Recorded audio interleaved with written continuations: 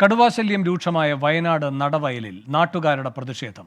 കടുവയെ പിടികൂടാൻ വനംവകുപ്പ് നടപടിയെടുക്കണം എന്നാവശ്യപ്പെട്ട് നെയ്ക്കുപ്പ ഫോറസ്റ്റ് ഓഫീസിന് മുന്നിലാണ് പ്രതിഷേധം. അരുൺ പാറയ്ക്കൽ ചേരുന്നു കൂടുതൽ വിവരങ്ങളുമായി. അരുൺ, എന്താണ് പ്രതിഷേധക്കാർ പറയുന്നത്?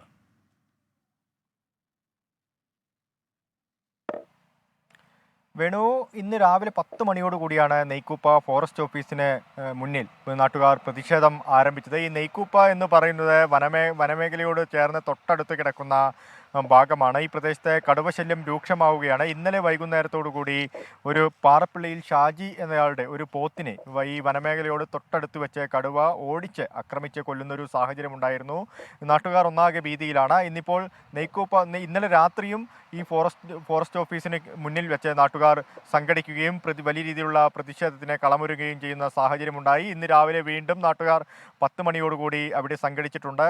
ഇപ്പോഴും പ്രതിഷേധം നടന്നുകൊണ്ടിരിക്കുകയാണ്. ഈ പുൽപ്പള്ളി നടവയൽ റോഡും ഈ നാട്ടുകാരും പ്രദേശവാസികളും ഒക്കെ തന്നെ ആ റോഡും ബ്ലോക്ക് ചെയ്തിട്ടുണ്ട്. DFO ഉൾപ്പെടെയുള്ളവർ സ്ഥലത്തെത്തണം. ഇക്കാര്യത്തിലൊരു തീരുമാനമുണ്ടാവണം, അന്തിമമായ തീരുമാനമുണ്ടാവണം. നാട്ടുകാരുടെ ഭീതി അവസാനിപ്പിക്കണമെന്നൊരു ആവശ്യമാണ് പ്രധാനമായും ഈ പ്രതിഷേധക്കാർ ഉന്നയിക്കുന്നത്.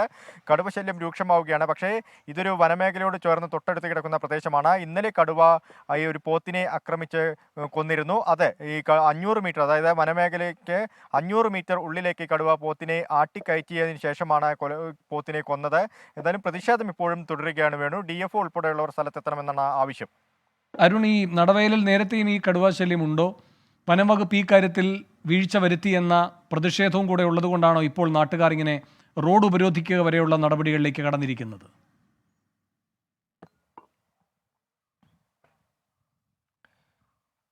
വേണു, വയനാട് ജില്ലയുടെ ഈ അതിർത്തി പങ്കിടുന്ന മേഖലകളിലെല്ലാം തന്നെ ഇത്തരത്തിലുള്ള കടുവശല്യം രൂക്ഷമായി വരുന്നൊരു സാഹചര്യമുണ്ട്. നടവയൽ നെയ്ക്കുപ്പ എന്ന് പറയുന്നത് വനാതിർത്തിയോട് തൊട്ടടുത്ത് കിടക്കുന്ന പ്രദേശമാണ്. ഈ പ്രദേശത്തെ വന്യമൃഗശല്യം രൂക്ഷമായി വരുന്നുണ്ട്. സ്വാഭാവികമായും വനമേഖലയാണ് തൊട്ടടുത്തുള്ളത്.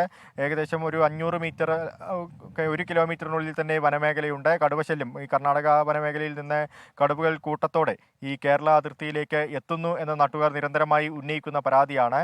ഇന്നലെ വൈകുന്നേരവും കടുവ ആക്രമിച്ച ഒരു പോത്തിനെ കൊലപ്പെടുത്തുന്ന ഒരു സാഹചര്യം ഉണ്ടായിരുന്നു. തുടർച്ചയായ ദിവസങ്ങളിലൊക്കെ തന്നെ ഈ കടുവശല്യം രൂക്ഷമാവുന്നുണ്ട്. നാട്ടുകാർ ഭീതിയിലാണ്. മാത്രമല്ല, ഇന്നലെ കടുവയുടെ സാന്നിധ്യം സ്ഥിരീകരിക്കുന്നതിന് വേണ്ടി വനം വകുപ്പ് അവിടെ 2 ക്യാമറകളും സ്ഥാപിച്ചിട്ടുണ്ട്. ഈ പ്രദേശങ്ങളിൽ കൂട് സ്ഥാപിക്കുന്നതിനുള്ള നടപടിക്രമങ്ങളും പുരോഗമിച്ചു വരികയാണ്. മറ്റിടങ്ങളിൽ, അതായത് മുള്ളംകൊല്ലി, ഈ പുൽപ്പള്ളി പ്രദേശങ്ങളിലൊക്കെ തന്നെ ഈ കടുവശല്യം രൂക്ഷമാവുന്ന ഒരു സാഹചര്യമുണ്ട്.